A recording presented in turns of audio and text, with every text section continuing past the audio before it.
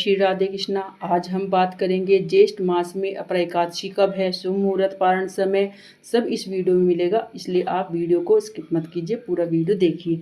प्रत्येक माह में दो एकादशी आती हैं, कृष्ण पक्ष और शुक्ल पक्ष में। ज्येष्ठ मास में दो एकादशी आती हैं, एक अपरा एकादशी है और दूसरी निर्जला एकादशी है, जो साल की सबसे बड़ी एकादशी है। क्योंकि यह एक ऐसी एकादशी है जिसको हमें मात्र एक एकादशी रखने से हमें पूरे साल की एकादशियों का फल मिल जाता है। एकादशी का व्रत भगवान विष्णु को समर्पण है। इसे करने से हमें भगवान विष्णु की कृपा और आशीर्वाद दोनों मिलता है और यह व्रत सभी पापों को नष्ट करके हमें मुक्तिमय रास्ते पर ले जाता है और भक्तिमय हमारा जीवन बना देता है। अब हम बात करेंगे कि अपरा एकादशी कब है। अपरा एकादशी 23 मई या 22 मई को है। इसके बारे में बात करेंगे। एकादशी तिथि प्रारंभ होगी 22 तारीख को रात्रि में 1:13 पर और एकादशी तिथि की जो समाप्ति होगी वो 23 मई को 2025 में दिन शुक्रवार को रात्रि में 10:31 पर समाप्त हो जाएगी। सूर्योदय के अनुसार 23 मई दिन शुक्रवार को ही व्रत रखेंगे। 22 मई को हम दशमी का तिथि का पालन करेंगे और 23 मई को व्रत रखेंगे और 24 मई को व्रत का पारण करेंगे। व्रत का जो पारण है हम वो द्वादशी तिथि में करते हैं।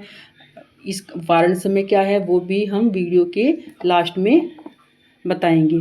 ज्येष्ठ मास की अपरा एकादशी का व्रत जो मनुष्य धारण करता है या व्रत रखता है यह व्रत हमें यश की प्राप्ति कराता है और ब्रह्म हत्या, भूत पिशाच योनि जैसी मतलब जो योनियाँ हैं उनसे भी हमें मुक्त कराता है। ब्रह्म हत्या का पाप भी से भी हमें यह मुक्त कराता है। एकादशी व्रत का इतना बड़ा फल होता है।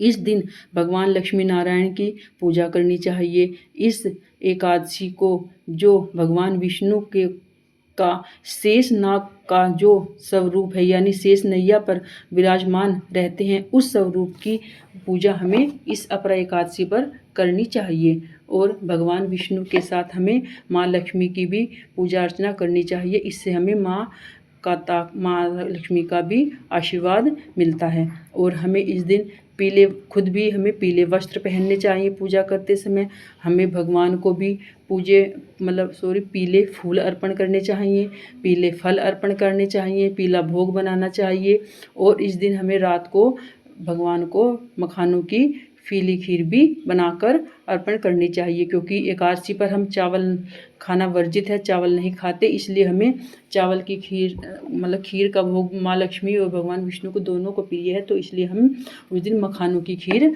बनाकर भगवान को अर्पण करेंगे। और तुलसा की पूजा अर्चना करनी चाहिए। अगर कभी कभी एकादशी हमारी संडे में पड़ जाती है तो हमें संडे वाले दिन एकादशी पे सिर्फ दूर से ही दिया लगा देना चाहिए, उनको स्पर्श नहीं करना चाहिए।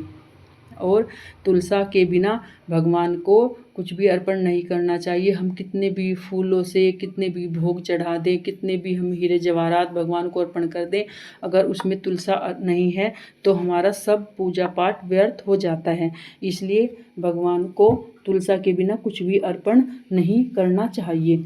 और तुलसा दल को हमें एक दिन पहले ही तोड़ लेना चाहिए, क्योंकि हम ना तो एकादशी को तुलसा तोड़ते हैं और ना ही हम द्वादशी को तुलसा तोड़ते हैं। द्वादशी को तुलसा तोड़ने का बहुत बड़ा पाप है जिससे हमें कभी भी हम मुक्त नहीं हो सकते। इसलिए आप भूल कर भी जो भी इस वीडियो को देख रहा है प्लीज़ कोई भी द्वादशी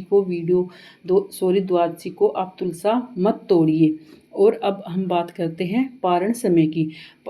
एकादशी का जो पारण है वो द्वादशी तिथि में किया जाता है। द्वादशी तिथि प्रारंभ हो रही है 23 मई को रात्रि में 10:32 पर होगी और समाप्ति होगी 24 मई शनिवार को शाम को 7:22 पर समाप्ति होगी। तो 24 मई से पारण समय का जो 24 मई जो सुबह को पारण समय है वह है 5:26 से 8:10 तक। आप इस समय पारण कर सकते हैं और अपरा एकादशी का पारण आप तिल से करें तो ज़्यादा उत्तम होगा। अगर आपके पास तिल नहीं है तो आप भगवान को जो आपने तुलसा दल अर्पण किया है वह तुलसा दल आप जल में डालकर अर्पण कर सकते हैं। अगर आप प्रदोष का व्रत रहते हैं तो फिर आप तिल से भी कर सकते हैं क्योंकि तिल फलाहार है ना, और फलाहार में आता है, तो आप तिल से कर सकते हैं, या सिर्फ आप तुलसा मिश्रित जल से आप अपना व्रत का पारण करके आप प्रदोष व्रत का भी आगे व्रत रख सकते हैं। अगर आप प्रदोष व्रत नहीं रख सकते हैं तो फिर आप चावल से भगवान